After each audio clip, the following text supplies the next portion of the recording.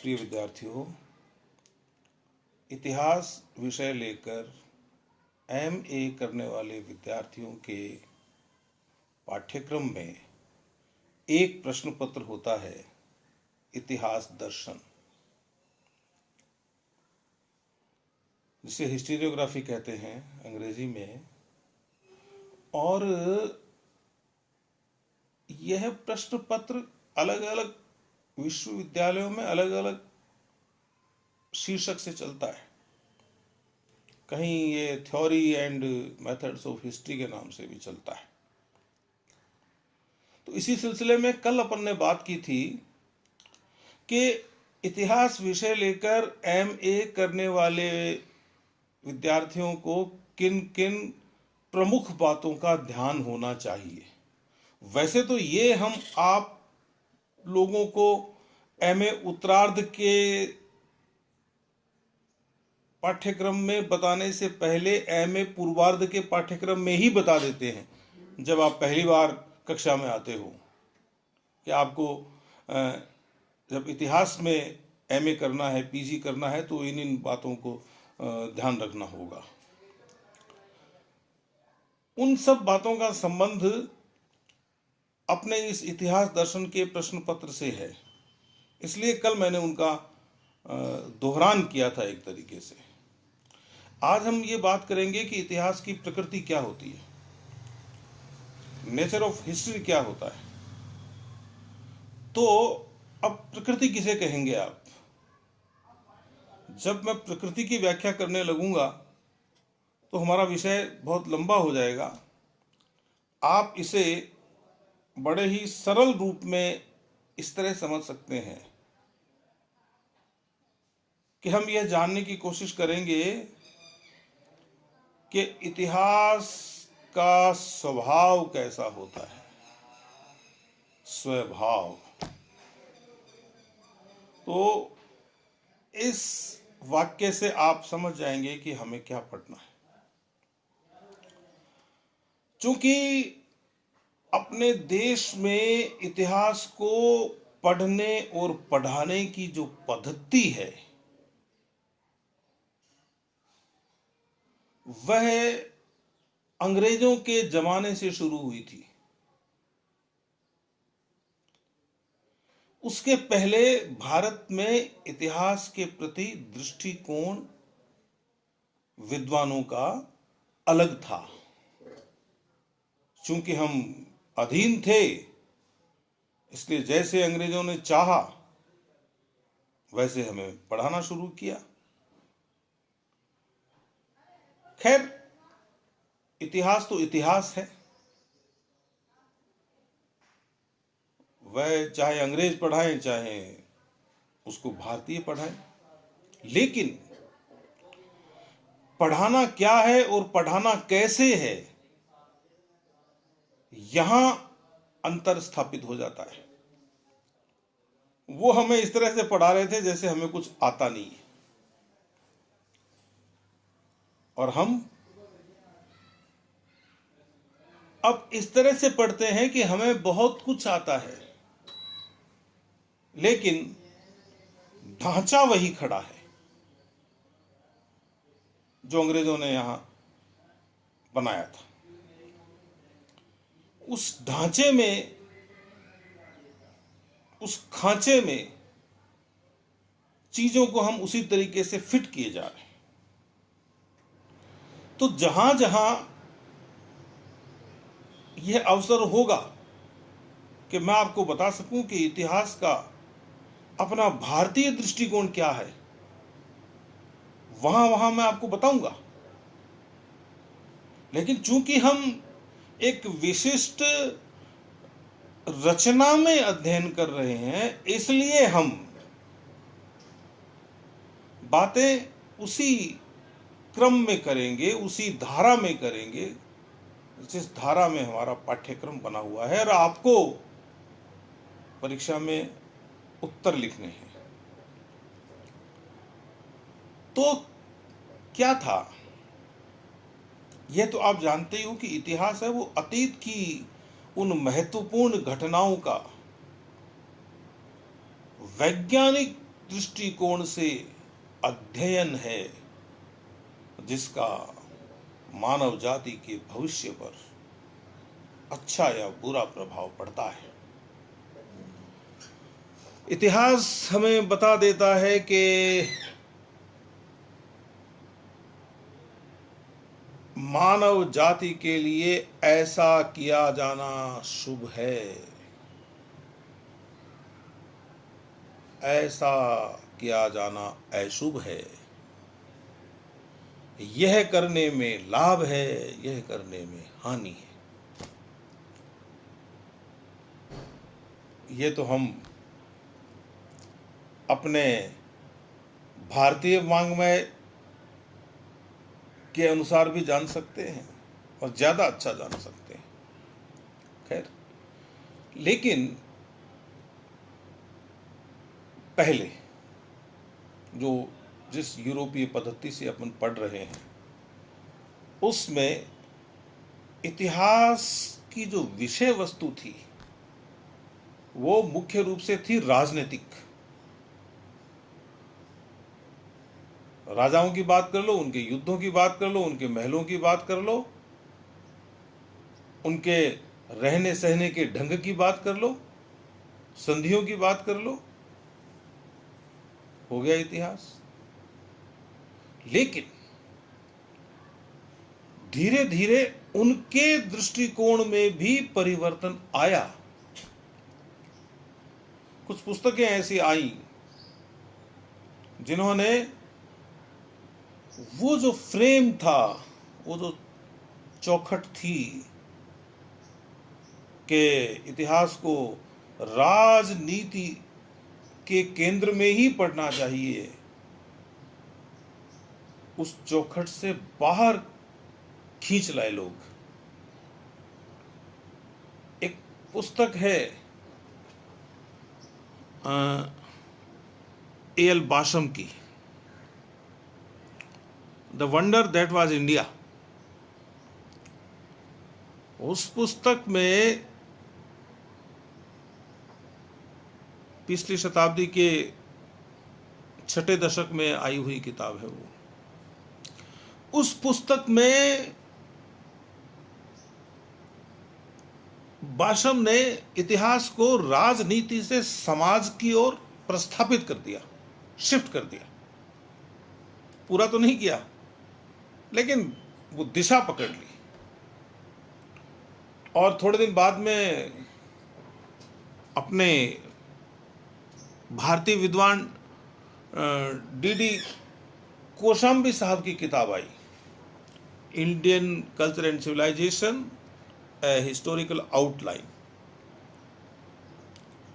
उसमें भी उन्होंने पॉलिटिकल हिस्ट्री के बजाय प्राचीन भारत के समाज, प्राचीन भारत की संस्कृति, प्राचीन भारत की अर्थव्यवस्था, ऐसे बिंदुओं को छुआ। और हम तो बहुत पहले से कह रहे हैं कि इतिहास का उद्देश्य ही कल्याण है।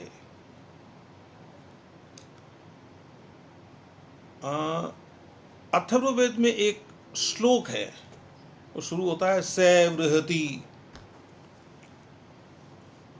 सैवृति सैवृहति दिशाम अनुविचलत ताम इतिहासश्च पुराणम च गाथाश्च नाराशंसी चानुविचलत। कहना यह चाहता है कि इतिहास महान लक्ष्य की ओर लेकर जाता है। महान लक्ष्य के अनुसरण में इतिहास, पुराण, गाथा, इनको पढ़ना होता है। और इनको पढ़ने की विधा है इतिहास। छांदोग्योपनिषद में तो, छांदोग्योपनिषद, उसमें तो इतिहास को 5वां वेद कहा गया है।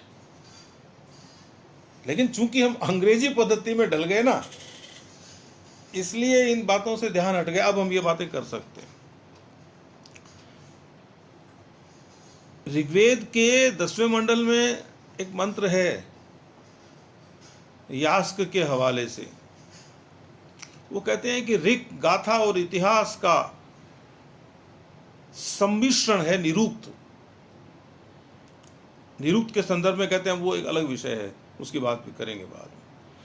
अब हुआ ये कि इतिहास का मतलब है कि निश्चित रूप से ऐसा हुआ था। इतिहास भारतीय शब्द है, कोई बाहर से आयातित शब्द नहीं है। जो आयातित शब्द है ना, वो तो है हिस्ट्री, और ये यूनानी शब्द हिस्टोरिया से निकला हुआ है, और उसका मतलब तो होता है अनवरत सत्य के अन्वेषण का क्रम, knowledge gained by process of inquiry. अब कहाँ तो ये कि निश्चित रूप से ऐसा ही हुआ था, और कहाँ अनवरत सत्य के अन्वेषण का एक क्रम। बातें दोनों ही अपनी अपनी जगह पर सही है, लेकिन हिस्ट्री शब्द का मतलब तो ये है कि आदमी या मनुष्य सत्य की खोज कर रहा है,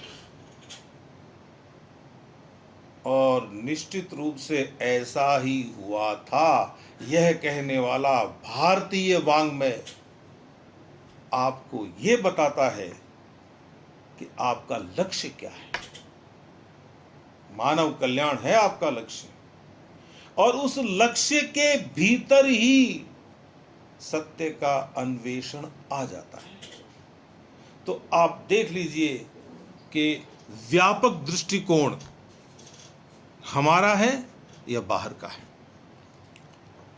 तो वैसे अब प्रतियोगी परीक्षाओं में प्रश्न आता है कि इतिहास का पिता कौन है, कोई इतिहास का पितामह कौन है। उसमें तो जो है वो नाम है हेरोडोटस का ही आता है। वो अलग बात है, मैंने उसकी वजह आप लोगों को पता थी। चूंकि हमारी कोई लड़ाई नहीं है विदेशी विद्वानों से, वो जो सही कहते हैं वहां हम खुले दिल से स्वीकार करते हैं उसको। वो नहीं करें हमारी बात को, न करें। उसी पद्धति पे हम चल रहे हैं जब तक हम हमारा अपना एक ढांचा खड़ा नहीं कर लें। उन्हीं के नाम आएंगे बार बार। तो एक विद्वान हुआ है हीगल, वो कहता है कि इतिहास जगत के प्रति ईश्वर की परियोजना से संगति रखते हुए नैतिक उन्नति की ओर प्रेरित करता है। जो बात भारतीय दर्शन से संगति रखती है उसको हम स्वीकार कर रहे हैं ना, बहुत आसानी से करते हैं। तो चीजें एक ही जगह पर जाकर रुकती हैं यदि उनको सोचने वाले लोग ईमानदार हों। तो निष्कर्ष तो यही है कि हम एक अच्छे लक्ष्य की ओर बढ़ने के लिए काम करते हैं। लेकिन अब ऐसे विद्वान भी आ गए सब। कार्ल पापर हुआ है, वो कार्ल पापर क्या कहता है, इतिहास का तो कोई लक्ष्य होता ही नहीं है। अच्छा, और जब इतिहास का कोई लक्ष्य नहीं होता तो इतिहास पढ़ने की जरूरत क्या है? क्या सिखा सकता है हमें इतिहास? पापर का कहना है जिस तरह से प्रकृति होती है वो प्रकृति होती है, घटनाएं प्रकृति में घटती है, वैसे ही इतिहास में घटी हुई है। वो घटनाएं हमें नहीं बता सकती, प्राकृतिक घटनाएं हमें नहीं बता सकती कि हमें क्या करना है, वैसे ही इतिहास की घटनाएं नहीं बता सकती। अरे पापर महोदय ने ये नहीं सोचा कि प्रकृति से हम क्या नहीं सीखते। हमने सब कुछ प्रकृति से ही तो सीखा है। तो इस तरह के सिद्धांतों को नहीं माना जा सकता। कहना इसलिए जरूरी है कि प्रश्न आ जाता है कि निम्न में से किस विद्वान ने कहा कि इतिहास का कोई लक्ष्य नहीं होता, और जो कहता है कि जिस तरह प्रकृति हमें नहीं सिखा सकती उस तरह से इतिहास भी नहीं सिखा सकता। बताना जरूरी है। और आपको यह ध्यान भी होना चाहिए कि इस तरह से सोचने वाले लोग भी हैं, उनका अपना चिंतन है, हम स्वागत करते हैं, विचारणा का हमेशा स्वागत है। लेकिन व्यक्तियों को अपनी बातों के खंडन के लिए भी तैयार रहना चाहिए, खंडन भी उनको सहन करना पड़ेगा। अब कुछ कहते हैं कि इतिहास एक कहानी है। कहानी तो होती है, लेकिन वो सच्ची कहानी होती है, और मानव जाति के हित की लक्ष्यों की पूर्ति करने के लिए हम इतिहास की कहानियों में से सत्य का अन्वेषण करते हैं। एक विद्वान हुआ है हेनरी पीरे ने, कहता है इतिहास समाज में रहने वाले मनुष्यों के कार्यों एवं उपलब्धियों की कहानी है। लेकिन इस कहानी में तो ये आएगा कि हमारे पास मोबाइल है और हम दुनिया में कहीं भी जुड़ सकते हैं, सूचनाओं का इसमें बम्बार्डमेंट है, बम्बार्डमेंट होता है यहां से सूचनाओं का। ये पर्याप्त नहीं है इतना कहना। कैसी सूचनाएं? क्या वो सूचनाएं आपके व्यक्तित्व का विकास करती हैं, व्यक्तित्व का संस्कार करती है? विकास से ज्यादा अच्छा शब्द व्यक्तित्व का संस्कार है। डेवलपमेंट नहीं हो सकता पर्सनालिटी का, व्यक्तित्व का। पर्सनालिटी और व्यक्तित्व में अंतर है, डेवलपमेंट और विकास में भी अंतर है, और संस्कार तो शब्द ही अपना है, उसका तो कोई किसी दूसरी भाषा में समानार्थी शब्द ही नहीं है। संस्कार का मतलब संस्कार, निरंतर सुधार। खैर वो एक अलग बात। तो उन्होंने कहा लेकिन उसका प्रस्तुतिकरण कैसा होना चाहिए। अपने भारत के विद्वान हुए हैं राहुल सांकृत्यायन, बड़े घुमक्कड़ थे, बड़े विद्वान थे, खूब घूमे तिब्बत में, बौद्ध धर्म के ग्रंथों को खूब ढूंढा उन्होंने, साहित्यकार भी रहे हैं और इतिहासकार भी रहे हैं। उन्होंने अपने जीवन में जितना काम किया, मेरे जैसा आदमी तो 1000 जन्म लेके भी नहीं कर सकता। हमें सीखना चाहिए ऐसे लोगों से, नहीं सीखते हैं, गलती करते हैं। उनकी एक किताब है, वोल्गा से गंगा, वो मेरी पड़ी है रैक में सामने, बहुत पहले पढ़ा था मैंने उसको। 20 कहानियां हैं उसमें, और 20 कहानियों में आप ये समझ लीजिए कि 8000 वर्षों तक का इतिहास समेट दिया उस व्यक्ति ने। यदि इतिहास कहानी है तो राहुल सांकृत्यायन ने जो वोल्गा से गंगा तक, दोनों नदियों के नाम हैं, वोल्गा से गंगा तक जो देखा और उसे अपनी प्रज्ञा से, अपनी बुद्धि से, अपने ज्ञान से, अपने कौशल से लिखा, उसको पढ़ना चाहिए। अब कुछ लोग ये कहते हैं इतिहास ज्ञान है। जब हमने मानव के कल्याण का लक्ष्य बना लिया तो ज्ञान भी उसी का एक भाग है। चार्ल्स फर्थ महोदय कहते हैं कि इतिहास एक विशेष प्रकार का ज्ञान है जो मनुष्य के दैनिक जीवन में उपयोगी है। तो बहुत पहले कह चुके हैं ऐसी बातें। तो पंचतंत्र को पढ़ेंगे, उसी में समझ में आ जाएगा आप। कुछ लोग ये कहते हैं कि इतिहास एक सामाजिक विज्ञान है, सोशल साइंस। देखिए, हम इस बिंदु पर अलग से भी चर्चा करेंगे कि इतिहास कला है या विज्ञान है। उस समय इसका विस्तार करूंगा मैं विषय का, और मैं आपको ये बताऊंगा कि विज्ञान का मतलब साइंस नहीं है। भारतीय परिप्रेक्ष्य में, भारतीय अवधारणा में, भारतीय विचारणा में जिसे हम विज्ञान कहते हैं, उसमें आप भाषा भी पढ़ सकते हो, उसमें आप इतिहास भी पढ़ सकते हो, उसमें आप वनस्पति शास्त्र भी पढ़ सकते हो, रसायन शास्त्र भी पढ़ सकते हो। ज्ञान की सारी शाखाएं एक दूसरे से जुड़ी हुई हैं। तो किस दृष्टि से विज्ञान है ये देखना पड़ेगा। अब वो साइंस क्यों है? जो लोग विज्ञान को साइंस समझते हैं वो इसकी व्याख्या साइंस समझ के करेंगे। वो कहेंगे कि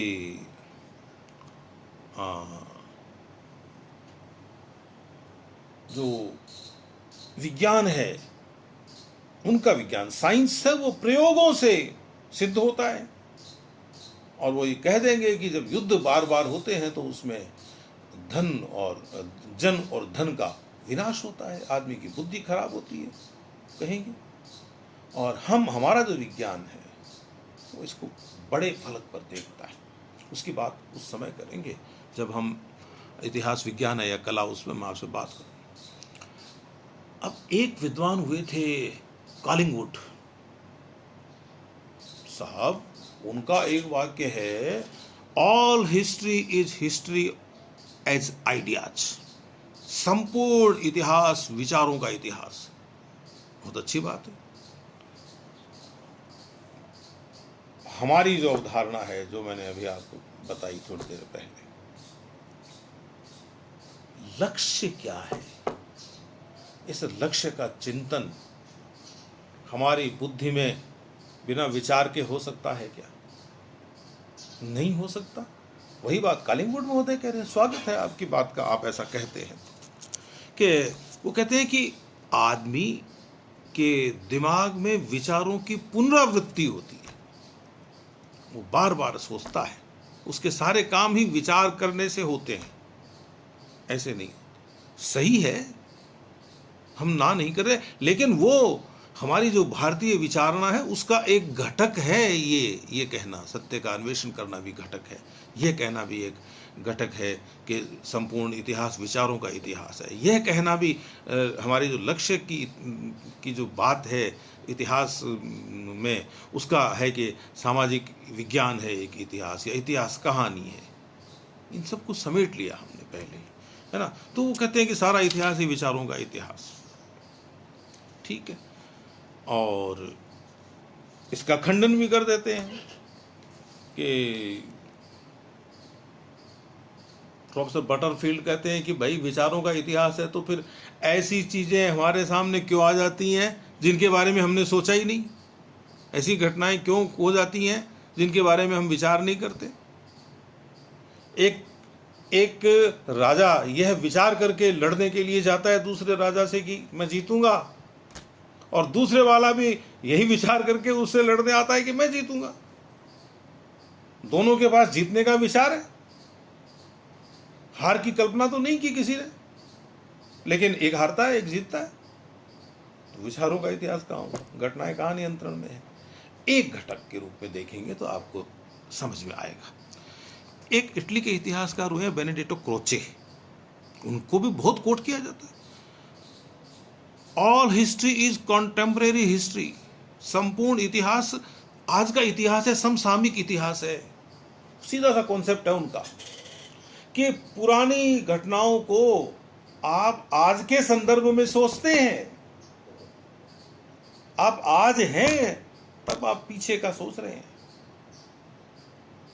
इसलिए जो इतिहास है वो समकालिक होता है, समकालीन है। सिकंदर नहीं रहा, कभी का चला गया, लेकिन सिकंदर के बारे में आज सोचते हैं, इसका मतलब सिकंदर है। समुद्रगुप्त नहीं है, लेकिन समुद्रगुप्त का चिंतन कर रहे हैं तो समुद्रगुप्त है। तो सही है, एक घटक है यह भी कि इतिहास कल्याण के, मानव कल्याण के लक्ष्य की ओर जाने का साधन है, जाने की प्रक्रिया है, जाने की गति है। उसी का यह भी एक भाग है कि सारा इतिहास है वो समसामयिक होता है। अब खंडन तो यूं कर सकते हैं कि आज वर्तमान में हम भविष्य की चिंता भी तो करते हैं, तो भविष्य भी समसामयिक हो गया इस दृष्टि से। तो बहुत सारी बातें हैं, लेकिन सरल शब्दों में ये कह सकते हैं, हमारा कोई विरोध नहीं है किसी विचारधारा से, हमारी असहमति है। सहमति भी हो सकती है, पूरी दुनिया एक है। ये जब हम बात कहते हैं वसुधैव कुटुंबकम, ये पूरी वसुधा ही हमारा कुटुंब है, तो क्या यूरोपियन और क्या भारतीय। लेकिन जो विचार, जो चिंतन, जो निष्कर्ष एक व्यापक फलक पर होगा उसको हम स्वीकार करेंगे, ये तय है। एक बात का ध्यान रखिए, इतिहास की प्रकृति का ये एक बहुत बड़ा घटक है कि इतिहास अतीत और भविष्य को इस मानव मस्तिष्क के माध्यम से जोड़ता है। हमारा भविष्य सुंदर हो, भविष्य का मतलब वही नहीं जितने बचे हुए वर्ष हम जिएंगे, भविष्य का मतलब है हमारी आने वाली पीढ़ियां, संपूर्ण मानव जाति, चाहे वो कहीं हो दुनिया में। और मानव जाति ही क्यों, पेड़ पौधे, कीड़े मकोड़े, ये सब, इन सब का चिंतन, इन सब के कल्याण की भावना, यह एक स्वस्थ दृष्टिकोण होगा अतीत और भविष्य को जोड़ने का। आप देख रहे हैं ना, पारिस्थितिकी तंत्र पढ़ते हैं, इकोसिस्टम, फूड चेन समझते हैं ना, खाद्य श्रृंखला टूट रही है ना। क्यों टूट रही है? इसलिए कि हमने अतीत के माध्यम से भविष्य की चिंता करनी कम कर दी। और हमारे पूर्वजों ने क्या व्यवस्थाएं बनाई थी, कितनी सुंदर व्यवस्थाएं बनाई थी। पेड़ों को देवता बना दिया, जानवरों को देवता बना दिया, कितना बड़ा विज्ञान था, एक इकोसिस्टम बना रहे। विवेकानंद जी कितनी सुंदर बात कहकर गए हैं कि जब तक इस धरती पर एक कुत्ता भी भूखा है, तब तक इंसान को पेट भरकर खाने का अधिकार नहीं है। ये कोई छोटा मोटा चिंतन नहीं है, ये इतिहास को अतीत और भविष्य से जोड़ने का चिंतन है। तो बच्चों, मैंने आपको बड़ी सरल भाषा में, सीधे साधे तरीके से यह समझाने की कोशिश की कि इतिहास का स्वभाव कैसा होता है, उसकी प्रकृति कैसे होती है। इसे और सरल करूं तो आप ये समझिए कि इतिहास का स्वभाव ऐसा हो कि हमें दूसरों की चिंता हो। विवेकानंद जी का उदाहरण है, यहाँ तो इंसान ही इंसान की चिंता नहीं कर रहा है। एक नीरज का एक शेर है, गोपाल दास नीरज साहब का, कि मेरे दुख दर्द का हो तुझ पर असर कुछ ऐसा कि मैं भूखा रहूं तो तुझसे भी न खाया जाए।